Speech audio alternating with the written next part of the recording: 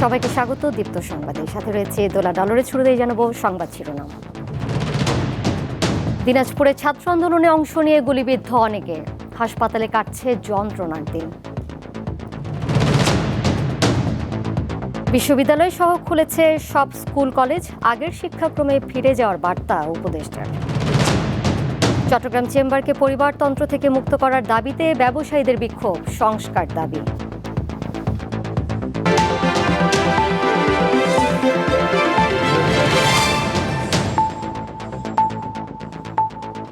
বৈষম্য বিরোধী ছাত্র আন্দোলনে অংশ নিয়ে পুলিশের গুলিতে আহত হয়ে দিনাজপুর মেডিকেল কলেজ হাসপাতালে এখনও চিকিৎসাধীন কয়েকজন শিক্ষার্থী ও অভিভাবক।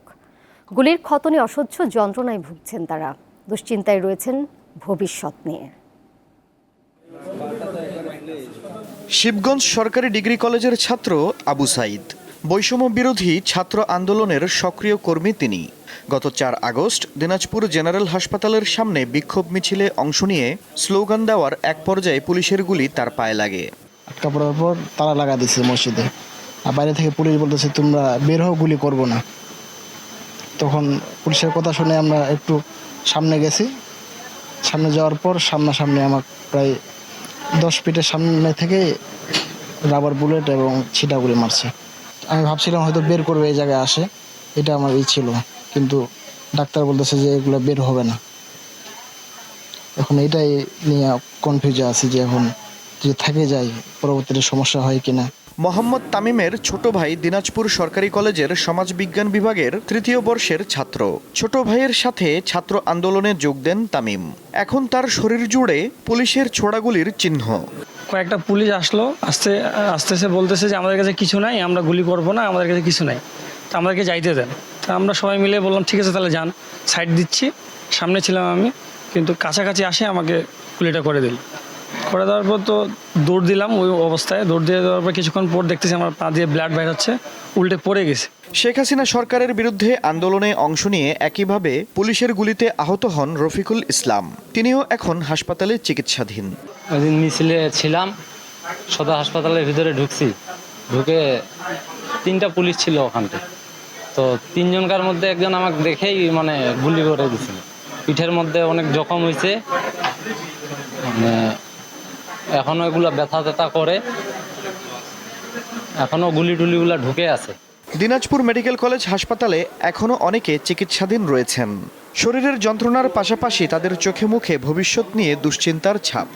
চোখের ভ্রুতে লাগছে, এখন এইটা আমার খুব অসুবিধা করতেছে আর কি। এটা যখনই আমি চোখের পাতা নড়াচড়া করতেছি তখন এইটা অসুবিধা করতেছে, ব্যথা করতেছে এবং অসহনীয় ব্যথা মাঝে মধ্যে করতেছে। পাউলা ফুলে যাচ্ছে, প্রচণ্ড যন্ত্রণা করতেছে, আমি শক্তি পাচ্ছি না, কোনো কিছু বাড়ি মারতে পারছি না। গুলিবিদ্ধ শিক্ষার্থীদের নিয়ে দুশ্চিন্তায় দিন পার করছেন তাদের পরিবারের সদস্যরাও। কাজ করি, ভাত খাই, আমরা এত টাকা পয়সা পাবো? পার্সোনাল দেখাইছি, পার্সোনাল চাচ্ছে 70 থেকে 80 হাজার টাকা। এত টাকা পয়সা আমরা পাবো? তো আমাদের ছেলেমেয়ের ভবিষ্যৎ আছে, ভবিষ্যৎ তো নষ্ট হয়ে যাচ্ছে। বৈষম্য বিরোধী আন্দোলন চলাকালে দিনাজপুর মেডিকেল কলেজ হাসপাতাল ও 250 শয্যা বিশিষ্ট জেনারেল হাসপাতালে 2 শতাধিক গুলিবিদ্ধ ব্যক্তিকে চিকিৎসা দেওয়া হয়েছে বলে জানান সিভিল সার্জন। দীপ্ত বার্তা কক্ষ। শেখ হাসিনা সরকারের বিরুদ্ধে আন্দোলনে যেমন নিহত হয়েছেন অনেক মানুষ, তেমনি নির্যাতিত হয়েছেন বহু শিক্ষার্থী। আওয়ামী লীগ ও ছাত্রলীগের ক্যাডারদের হাতে নির্মম নির্যাতনের শিকার হয়ে অনেকের অঙ্গহানিও ঘটে। তবে নতুন বাংলাদেশ গড়ার প্রত্যয় সকলের কণ্ঠে।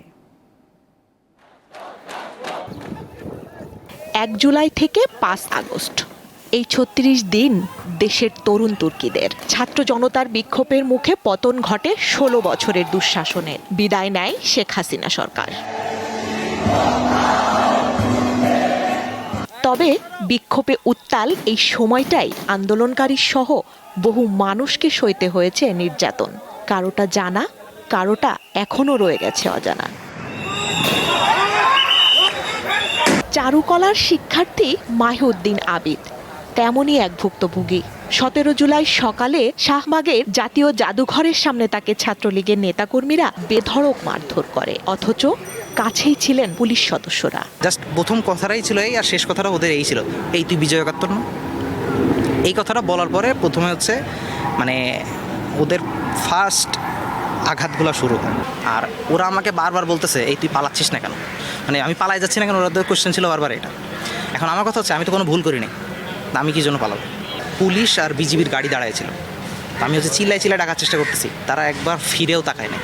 ক্ষোভ আছে, আসলে অনেক ক্ষোভ আছে যে এরা কেন ওই সময় আমাদের পাশে দাঁড়ায় না। বৈষম্য বিরোধী ছাত্র আন্দোলনে অংশ নিয়ে চরমভাবে পুলিশি হয়রানির শিকার হতে হয় আরেক শিক্ষার্থী তানভীরের। হেলিকপ্টার থেকে আমাদের উপর টিয়ার গ্যাস নিক্ষেপ করা হয়। পুলিশের টিম সন্ধ্যার সময় আসে, একটা 8-2 জন একটা টিম আসে এবং ডিবির লোকজন আসে, তারা আমাদের বাসার ম্যানেজারকে নিয়ে যায় এবং আমাদের বাসার লোকজন যারা ছিলেন দায়িত্বে তাদের সাথে অনেক বাজে ব্যবহার করা হয় এবং তাদেরকে বলা হয়েছে যে বাসায় 40টায় তারা ফিক্স করে দিচ্ছে কোন জায়গায় কোন সিসি ক্যামেরা লাগানো লাগবে। প্রজন্মের অগ্রজ অনুজদের কাছে তাই প্রত্যাশা, লাল সবুজের দেশ দলীয় তান্ত্রিকতা পরিহার করে হয়ে উঠুক এক বাংলাদেশ। তবেই সংস্কারের আস্বাদ পাবেন গোটা জাতি। কোনো শিক্ষক অনিরাপদ ক্যাম্পাস কখনোই তৈরি করবেন না। সব মিলে একটা দল হবে, বাংলাদেশ দল। স্বস্তিকা সিংহ, দীপ্ত সংবাদ, ঢাকা। আজ থেকে আবারও খুলেছে রাজধানীর সব শিক্ষা প্রতিষ্ঠান। ক্লাসে শিক্ষার্থীদের উপস্থিতিও ছিল ভালো। দীর্ঘ বন্ধের ক্ষতি কাটিয়ে উঠতে ক্লাসে বিশেষ নজর দেওয়ার উপর গুরুত্ব আরোপ করেন শিক্ষকরা। এদিকে নতুন শিক্ষা কারিকুলাম সব ক্ষেত্রে কার্যকর নয় বলে মনে করেন শিক্ষা উপদেষ্টা। সরকারি চাকরিতে কোটা সংস্কারের দাবিতে আন্দোলনের কারণে 17 জুলাই থেকে অনির্দিষ্টকালের জন্য শিক্ষা প্রতিষ্ঠান বন্ধ ঘোষণা করে সরকার। ছাত্র জনতার গণ অভ্যুত্থানের মুখে 5 আগস্ট প্রধানমন্ত্রী শেখ হাসিনা পদত্যাগ করে ভারতে পালিয়ে যাওয়ার পর শিক্ষা প্রতিষ্ঠান খোলার নির্দেশনা আসে। অবশেষে রবিবার শুরু হয়েছে দেশের সব স্কুল, কলেজ, মাদ্রাসা ও বিশ্ববিদ্যালয়ের কার্যক্রম। দীর্ঘ সময় পর ক্যাম্পাসে ফিরতে পেরে সন্তুষ্ট শিক্ষার্থীরা। স্কুলে এসে ভালো লাগতেছে, বাট আমার সব ফ্রেন্ডস আসে নাই, সো আমি অনেক বোর্ড হয়েছি। মানে না ছিল ওয়াইফাই, কিছু ছিল না, তো ফ্যামিলির সাথে অনেক ভালো টাইম স্পেন্ড হয়েছে। বাসা থেকে বের হওয়ার সুযোগ পাইনি, এতদিন পর স্কুলে এসে আসলে অনেক ভালো লাগছে। আশা করি পরিস্থিতি ভালোভাবেই চলবে। শিক্ষা প্রতিষ্ঠান খুলে দেয়ায় অভিভাবকদের মাঝেও ফিরেছে স্বস্তি। নতুন কারিকুলাম পরিবর্তনের দাবি করছেন কেউ কেউ। নতুন কারিকুলাম বাচ্চাদেরকে একটু যদি একটু এটা মডিফাই করে দেওয়া যেত তাহলে আমার মনে হয় ভালো। এখন যদি কন্টিনিউ ক্লাসটা হয়, স্কুলটাও খোলা থাকে, দেখা যাবে বাচ্চাদের যে ঘাটতিটা হয়েছে সেই ঘাটতিটা কিছুটা হলেও পূরণ করা যাবে। গ্যাপটা পূরণ করার জন্য ক্লাসটা রেগুলার হলে ভালো হবে। দীর্ঘ ছুটিতে শিক্ষার্থীদের পড়াশোনার ক্ষতি হয়েছে, এই বিষয়টিতে গুরুত্ব দেওয়া হবে বলে জানান শিক্ষকরা। আমরা এক্সট্রা ক্লাস করে অথবা এক্সট্রা সময়কে ব্যবহার করে আমাদের হাতে একদিন শনিবার রয়েছে, এগুলি ক্লাসে কার্যকরী করা যায় না, অথবা শিক্ষা বোর্ড কর্তৃক কোনো নির্দেশনা আমরা পাই কিনা। আমরা বোর্ডের আন্ডারে আছে, বোর্ড যে নির্দেশনা দিবে সেই অনুযায়ী আমরা আমাদের কার্য। অভিভাবক এবং বাচ্চারা মিলে যদি বাঁচার চেষ্টা করে এবং স্কুলে রেগুলার আসে, ক্লাস কাভার আপ করা সম্ভব। ঘাটতি হয়নি সেটা কিন্তু বলা যাবে না। অবশ্যই 1 মাস যদি না বই না ধরে থাকে, না ছুঁয়ে থাকে, তাহলে তোর পর ঘাটতি হয়েছেই। এদিকে দুপুরে সচিবালয়ে গণমাধ্যমের সঙ্গে কথা বলেন শিক্ষা উপদেষ্টা ওয়াহিদুদ্দিন মাহমুদ। তিনি নতুন কারিকুলাম নিয়ে প্রশ্ন তোলেন। অন্তত এখন একটা যে শিক্ষাক্রম বাস্তবায়ন যোগ্য না, এটাকে তো রাখা যাবে না। কিন্তু আমরা চেষ্টা করব, আবারও আমি বলছি, আমরা চেষ্টা করব এমনভাবে এটাকে যারা এর মধ্যে ঢুকে পড়েছে যে ছাত্ররা, তাদের যেন বিন্দুমাত্র কোনো অস্বস্তি বোধ না হয়। মেহেদী হাসান, দীপ্ত সংবাদ, ঢাকা। রাজধানীর বাইরের শিক্ষা প্রতিষ্ঠানগুলোতেও প্রাণ ফিরেছে। শুরু হয়েছে ক্লাস সহ সব ধরনের কার্যক্রম। এতে স্বস্তি প্রকাশ করেন শিক্ষার্থী, শিক্ষক ও অভিভাবকরা। 1 মাসের বেশি সময় পর পুরোপুরি স্বাভাবিক অবস্থায় ফিরেছে শিক্ষাঙ্গন। স্কুল, কলেজ, মাদ্রাসা ও বিশ্ববিদ্যালয়ে শুরু হয়েছে শ্রেণী কার্যক্রম। দীর্ঘদিন পর শিক্ষা প্রতিষ্ঠান খুলে দেয়ায় আনন্দিত শিক্ষার্থী, শিক্ষক ও অভিভাবকরা। প্রথম দিনেই শিক্ষার্থীদের উপস্থিতি ছিল চোখে পড়ার মতো। হয়েছে নির্ধারিত ক্লাস। বাসায় বসে অনেক বোর হয়ে যাচ্ছিলাম, এখন বান্ধবীদের সাথে দেখা হচ্ছে, অনেক ভালো লাগছে। স্কুলে আসছি, আজকে পরীক্ষা ছিল, অনেক ভালো করে পরীক্ষা দিয়েছি। যদিও ইতিমধ্যে শিক্ষার্থীরা পিছিয়ে গেছে খানিকটা, তবুও আমরা চেষ্টা করব আবার এই শিক্ষণ ঘাটতি পুষিয়ে দেওয়ার জন্য। সবকিছু আবার নতুন করে আমরা করার চেষ্টা করব ইনশাল্লাহ। নতুন তত্ত্বাবধায়ক সরকারের কাছে আমাদের দাবি হলো শিক্ষা ব্যবস্থাটাকে ঢেলে সাজানো। সরগরম হয়ে উঠেছে জাহাঙ্গীরনগর বিশ্ববিদ্যালয়। শিক্ষার্থী ও শিক্ষকদের পদচারণায় মুখরিত হয়ে উঠেছে ক্যাম্পাস। দীর্ঘদিন আন্দোলনের ফলে পড়াশোনায় একটি গ্যাপ তৈরি হয়ে গিয়েছে। আমরা আশঙ্কা করছি যে আমরা হয়তো একটা সেশন জটে পড়তে পারি। অনেকদিন আসতে পারি না, একটু খারাপ লাগছে, বাট এখন ভালো লাগতেছে। আমরা চাইতেছি যে আরো পরিবেশটা স্বাভাবিক হোক আমাদের। ক্যাম্পাসে উদযাপন করা হয়েছে নাট্যাচার্য সেলিম আল দ্বীনের ৭৫তম জন্মজয়ন্তী। সকালে পুরাতন কলা ভবন থেকে বের করা হয় পদযাত্রা।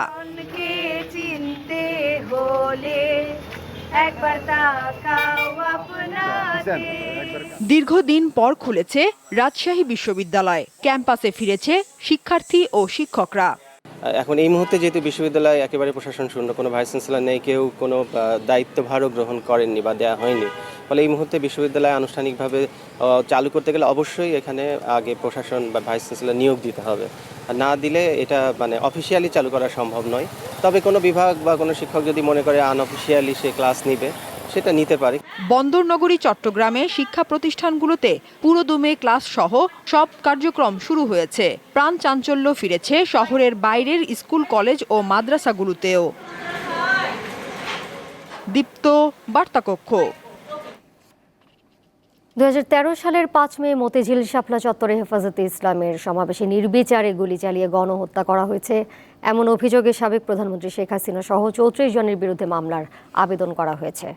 ঢাকার মেট্রোপলিটন ম্যাজিস্ট্রেট আদালতে দুপুরে এ মামলার আবেদন করেন বাংলাদেশ পিপলস পার্টির চেয়ারম্যান বাবুল সরদার চাখারি। আদালত বাদীর জবানবন্দি গ্রহণ করেন এবং মতিঝিল থানার ভারপ্রাপ্ত কর্মকর্তাকে মামলা নেওয়ার নির্দেশ দেন। একই দিনে শেখ হাসিনা সহ আরও ৪০ জনের বিরুদ্ধে হত্যা মামলা দায়ের করেছে বৈষম্য বিরোধী ছাত্র আন্দোলনে নিহত রংপুরের বেগম রোকেয়া বিশ্ববিদ্যালয়ের শিক্ষার্থী আবু সাইদের পরিবার। সকালে রংপুর আদালতে এ মামলা দায়ের করেন নিহত আবু সাইদের বড় ভাই। গত ১৬ জুলাই বেগম রোকেয়া বিশ্ববিদ্যালয়ের সামনে পুলিশের গুলিতে ঘটনাস্থলেই আবু সাইদের মৃত্যু হয়। বৈষম্য বিরোধী ছাত্র আন্দোলনে বিশ্ববিদ্যালয়টির অন্যতম সমন্বয়ক ছিলেন তিনি। অবাধ, সুষ্ঠু এবং অংশগ্রহণমূলক নির্বাচনের ব্যবস্থা করতে চায় অন্তর্বর্তী সরকার। তবে দেশের আইন থেকে শুরু করে প্রশাসন সহ বিভিন্ন সংস্থা পুনর্গঠনের পর নির্বাচনের ব্যবস্থা করবে তারা। রবিবার বিদেশি কূটনীতিকদের ব্রিফিংয়ে কথা জানান অন্তর্বর্তী সরকারের প্রধান উপদেষ্টা ডক্টর মোহাম্মদ ইউনূস। ক্ষমতায় আসীন হওয়ার পর প্রথমবারের মতো বিদেশি কূটনীতিকদের রাজধানীর একটি হোটেলে ব্রিফ করেন অন্তর্বর্তী সরকার প্রধান। তিনি জানান, বিগত সরকারের দুর্নীতির কারণেই বাংলাদেশের সব শেষ হয়ে গেছে। বিচার বিভাগ ভেঙে পড়েছে। দীর্ঘ সময় ধরে গণতান্ত্রিক অধিকার ক্ষুণ্ণ করায় দেশে সংঘটিত হয়েছে পাতানো নির্বাচন। তাই বিদেশি বন্ধুদের দেশ সংস্কারে পাশে চান doctor Yunus. It's a great country, great people. Bangladesh একটি সম্ভাবনার দেশ, কিন্তু দুর্নীতির কারণে দেশের সব শেষ হয়ে গেছে। বিচার বিভাগ ভেঙে পড়েছে। দীর্ঘ সময় ধরে গণতান্ত্রিক অধিকার ক্ষুণ্ণ করা হয়েছে। ঠিক করতে সময় লাগবে। আমি আশা করি নতুন বাংলাদেশ তৈরিতে সবাই আমার পাশে থাকবেন, সহায়তা করবেন। So this is the beginning of that process. I hope you'll have patience and stay with us, help us. দেশের আইন থেকে শুরু করে প্রশাসন সহ বিভিন্ন সংস্থা পুনর্গঠনের পর নির্বাচনের ব্যবস্থা করা হবে বলেও জানান অন্তর্বর্তী সরকার প্রধান। A new era has begun. আমরা অবাধ, সুষ্ঠু এবং অংশগ্রহণমূলক নির্বাচনের ব্যবস্থা করতে চাই। সেজন্য দেশের আইন থেকে শুরু করে প্রশাসন সহ বিভিন্ন সংস্থা পুনর্গঠন জরুরি। আর সেটি করার পরই নির্বাচনের ব্যবস্থা হবে বাংলাদেশে। পরে সাংবাদিকদের এসব বিষয় ব্রিফ করেন প্রধান উপদেষ্টার প্রেস সচিব শফিকুল আলম। আজকে ওনার রুবায়েত হাসান, দীপ্ত সংবাদ, ঢাকা। এবার কেওয়াই স্টিল চট্টগ্রাম সংবাদ।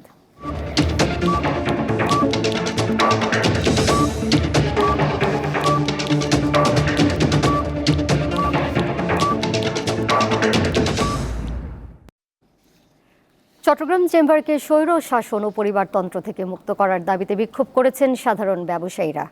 সকালে আগ্রাবাদের ওয়ার্ল্ড ট্রেড সেন্টারের সামনে তারা এই সমাবেশ করেন।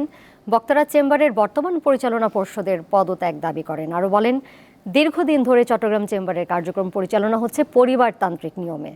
সিলেকশনের মাধ্যমে নির্বাচিত এই ব্যবসায়ী সংগঠন রাজনৈতিক সংগঠনে পরিণত হয়েছে। পরিবারতন্ত্রের কবলে পড়ে চট্টগ্রাম চেম্বার দেশের অর্থনীতিতেও অবদান রাখতে পারেনি। সমাবেশে চট্টগ্রাম চেম্বারের চাকরিচ্যুত কর্মকর্তা কর্মচারীরাও অংশ নেন। সংবিধানের 'ত্রয়োদশ সংশোধনী বাতিল করে দেয়া রায় পরিবর্তনের জন্য প্রতারণা ও জালিয়াতির অভিযোগে সাবেক প্রধান বিচারপতি এবিএম খায়রুল হকের বিরুদ্ধে মামলার আবেদন করা হয়েছে। রবিবার ঢাকার মেট্রোপলিটন ম্যাজিস্ট্রেট আদালতে এই মামলার আবেদন করেন ইমরুল হাসান নামে একজন আইনজীবী। আদালত বাদীর জবানবন্দি গ্রহণ শেষে পরে আদেশ দেবেন বলে জানান। মামলার অভিযোগে বলা হয়, ত্রয়োদশ সংশোধনী মামলার রায়ে সুপ্রিম কোর্ট 2 মেয়াদ তত্ত্বাবধায়ক সরকার ব্যবস্থা বহাল রাখার পথ খোলা রেখেছিলেন, কিন্তু খায়রুল হক অবসরে গিয়ে রায় ঘোষণার 16 মাস 3 দিন পর যে পূর্ণাঙ্গ রায় প্রকাশ করেন, সেখানে তিনি এই অংশটি রাখেননি। অসাধুভাবে প্রধান বিচারপতির পদ ব্যবহার করে প্রতারণামূলকভাবে বিশ্বাসভঙ্গ ও জালিয়াতির মাধ্যমে এই রায় দেন তিনি।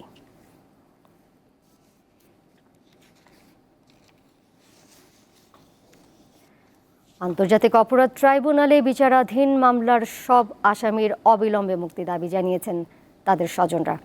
সকালে এক মানববন্ধনে তারা দাবি করেন, রাজনৈতিক কারণে এসব মামলা হয়েছে। 1971 সালে মুক্তিযুদ্ধের সময় মানবতা বিরোধী অপরাধে জড়িতদের বিচার করতে এই ট্রাইব্যুনাল চালু করেছিল আওয়ামী লীগ সরকার।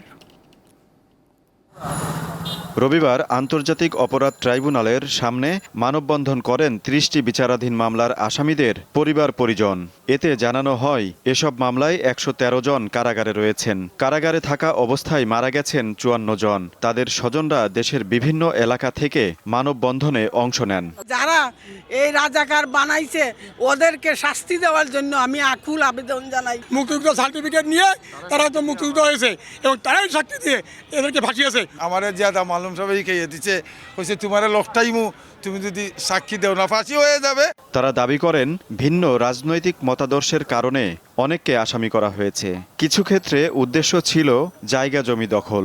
5 লক্ষ টাকা দাবি করে যে তদন্ত করে তার নাম বাদ দেবে। আমরা 1.5 লক্ষ টাকা দিই ধরে লুটপাট করে দিয়েছে। তারা টাকার দাবি করেছিল, আমরা টাকা দিতে পারিনি দেখে আমাদের কোনো ব্যবস্থা হয়নি। মুক্তিযোদ্ধা কমান্ডার উনি অনেক টাকা পয়সা চাইছিল, আমরা দেই নাই। পরে ওই ইয়েতে মিথ্যা মামলায় ওনারা জড়াই দেওয়া হয়েছে।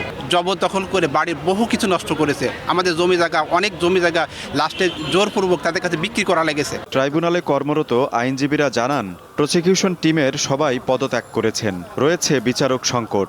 ন্যায় বিচার নিশ্চিত করতে এর সমাধান জরুরি। এখন কোনো বিচারকও নাই, যার কারণে এই ট্রাইব্যুনালে বিচারাধীন মামলার কোনো অগ্রগতি হচ্ছে না, কোনো মামলার তারিখ পড়ছে না, তারা কোনো বিচার পাচ্ছে না। বিনা বিচারে তারা দীর্ঘদিন কারান্তরীণ আছে। ন্যায় বিচারক দেওয়া হয়, ট্রাইব্যুনাল পুনর্গঠন করা হয়, যোগ্য দক্ষ সৎ প্রসিকিউটর দেওয়া হয়, তাহলে অন্তত তাদের পক্ষে আমরা মুভ করে জামিন এবং তাদের ন্যায় বিচার প্রাপ্তিতে আমরা সেটা ভূমিকা রাখতে পারব। অনেক মুক্তিযোদ্ধাকে স্থানীয়ভাবে বেকায়দায় ফেলতে আন্তর্জাতিক অপরাধ ট্রাইব্যুনালের মামলায় আসামি করা হয়েছে বলে অভিযোগ ওঠে মানববন্ধনে। আজিজুল ইসলাম, দীপ্ত সংবাদ, ঢাকা। সাইবার সিকিউরিটি আইন সহ স্বাধীন গণমাধ্যমের জন্য বাধা সব আইন সংস্কার করা হবে বলে জানিয়েছেন তথ্য সম্প্রচার উপদেষ্টা। দ্রুত সময়ে সাংবাদিক দম্পতি সাগর রুনি হত্যাকাণ্ডের বিচার করার কথাও জানান তিনি। আর অর্থ উপদেষ্টা জানিয়েছেন, দ্রব্যমূল্য নিয়ন্ত্রণে উৎপাদন ও সরবরাহ ঠিক রাখা হবে। রবিবার সচিবালয়ে তারা এসব কথা বলেন। বৈষম্য বিরোধী ছাত্র আন্দোলনের সমন্বয়ক নাহিদ ইসলাম ডাক, টেলিযোগাযোগ ও তথ্য প্রযুক্তি মন্ত্রণালয়ের পাশাপাশি সম্প্রতি তথ্য ও সম্প্রচার মন্ত্রণালয়ের দায়িত্ব পেয়েছেন। রবিবার প্রথমবারের মতো এই মন্ত্রণালয়ে অফিস করেন তিনি। বিষয়টিও আমরা মত বিনিময় করেন বিভিন্ন বিভাগ ও অধিদপ্তরের কর্মকর্তাদের সাথে। পরে তিনি স্বাধীন গণমাধ্যম সূচকে বিশ্বে বাংলাদেশের অবস্থান নিয়ে হতাশা প্রকাশ করেন। গণমাধ্যম ও বাক স্বাধীনতার অন্তরায় আইনগুলো সংস্কারের কথা বলেন উপদেষ্টা। সাইবার সিটি একটাও আমরা এটা নিয়ে পুনর্বিবেচনা করব। এটার স্পেসিফিক কিছু বিধিনিষেধ নিয়ে বিধিমালা নিয়ে অভিযোগ আছে। বিদ্যমান যে আইন এবং বিধিনিষেধগুলো আছে আর সেগুলোতে যদি সংস্কার আনার প্রয়োজন মনে করা হয়, সেগুলো আপনাদের সাথে আলোচনার মাধ্যমে আমরা এই বিষয়ে উদ্যোগ নিব। 2012 সালের 11 ফেব্রুয়ারি রাজধানীতে খুন হওয়া সাংবাদিক দম্পতি সাগর ও রুনি হত্যা মামলার তদন্ত প্রতিবেদন জমার তারিখ পিছিয়েছে 107 বার। এই ঘটনার শেষ দেখতে চান তথ্য ও সম্প্রচার উপদেষ্টা। আমরা দ্রুত সময়ের মধ্যে এটার বিচার চাচ্ছি। এটা নিয়ে আর কোনো ধরনের আমরা প্রহসন, এটা নিয়ে আর কোনো ধরনের টালবাহানা চাচ্ছি না। এদিকে সচিবালয়ে নিজ মন্ত্রণালয়ে দ্রব্যমূল্য ও দেশের অর্থনীতির সার্বিক বিষয় নিয়ে কথা বলেন অর্থ ও বাণিজ্য উপদেষ্টা। জানান, ব্যবসা বাণিজ্য সহজ করবে সরকার। যতটুকু সম্ভব যে দেশে ব্যবসা বাণিজ্যে কিন্তু সহায়ক পরিবেশ থাকে এবং এখানে যেন কোনো রকম দুর্নীতি বা কিছু না হয়, এবং মূল্যস্ফীতির ব্যাপারে আপনারা অনেক কিছু জানেন যে বাণিজ্য এবং দোকানের একটা মেজর রোল আছে।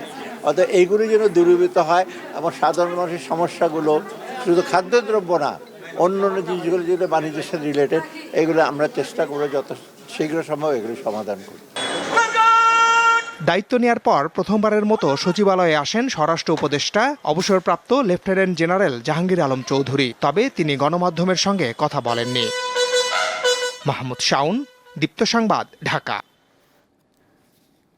সম্প্রতি রাজনৈতিক পট পরিবর্তনের প্রেক্ষাপটে জীবন বাঁচাতে রাজনীতিবিদ, পুলিশ কর্মকর্তা ও বিচারক সহ 626 জন বিভিন্ন সেনানিবাসে আশ্রয় নেন।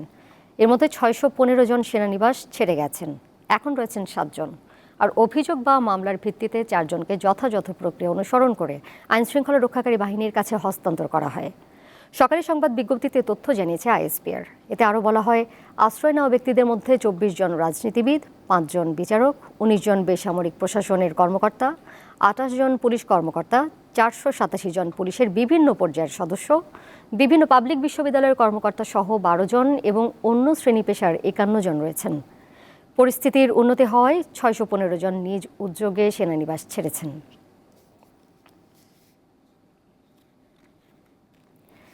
দ্রুততম সময়ের মধ্যে বিএনপি চেয়ারপারসন খালেদা জিয়া চিকিৎসার জন্য বিদেশে যাবেন বলে জানিয়েছেন দলটির স্থায়ী কমিটির সদস্য এজেড-এম জাহিদ হোসেন। তবে কোন দেশে এবং কোন হাসপাতালে চিকিৎসা নেবেন তা এখনও চূড়ান্ত হয়নি বলেও জানান তিনি। দুপুরে জাতীয় চক্ষু বিজ্ঞান ইনস্টিটিউটে কোটা সংস্কার আন্দোলনের সময় আহতদের দেখতে এসে তিনি এসব কথা বলেন।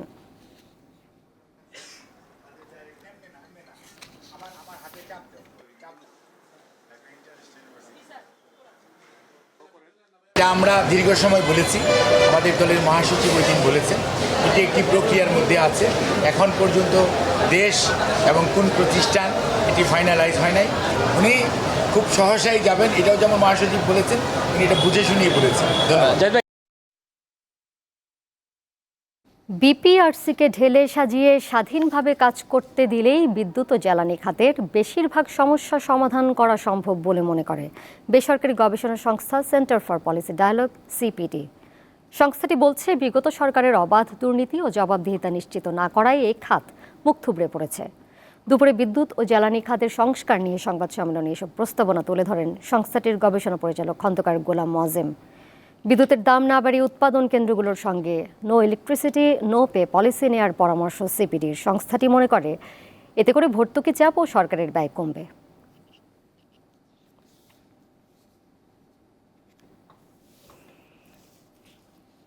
এবারে যাচ্ছি অন্যান্য প্রসঙ্গে। কক্সবাজারের পেকুয়ায় পাহাড় ধসে একই পরিবারের 3 জনের মৃত্যু হয়েছে।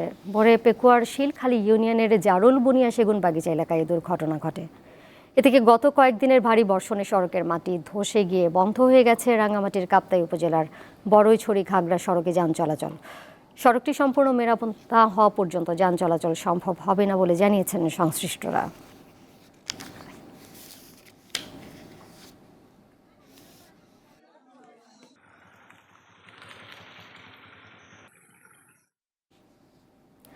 আন্তর্জাতিক প্রসঙ্গ। অবরুদ্ধ গাজা উপত্যকার মধ্যাঞ্চলে ইসরায়েলি হামলায় অন্তত 17 ফিলিস্তিনি নিহত হয়েছেন। এ নিয়ে মৃতের সংখ্যা 40,025 জনে দাঁড়ালো। স্থানীয় সময় শনিবার ওয়াইদা শহরে হামলা হয়। নিহতদের মধ্যে 8 শিশু ও 4 নারী রয়েছে। এদিকে ইসরায়েলের উত্তরাঞ্চলে রকেট হামলা চালিয়েছে ইরান সমর্থিত লেবাননের সশস্ত্র গোষ্ঠী হিজবুল্লাহ। গ্যালিলি অঞ্চলের দিকে অন্তত 55টি রকেট ছোড়ে তারা।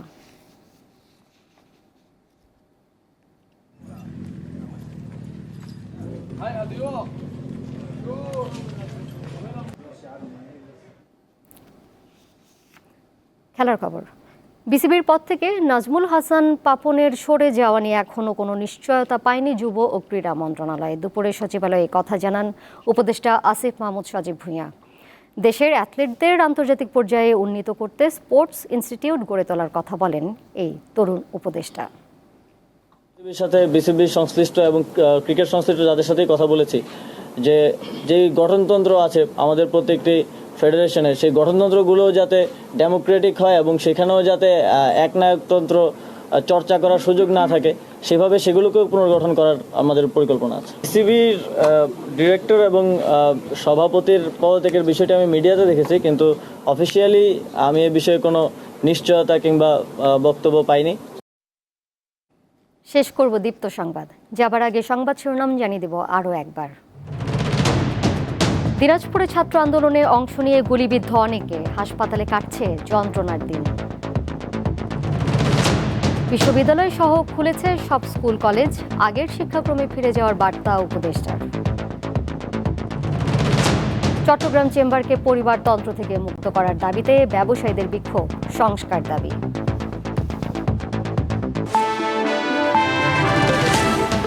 এই ছিল এখনকার মতো। পরের সংবাদ সন্ধ্যা 6:50 দেখার আমন্ত্রণ রইল।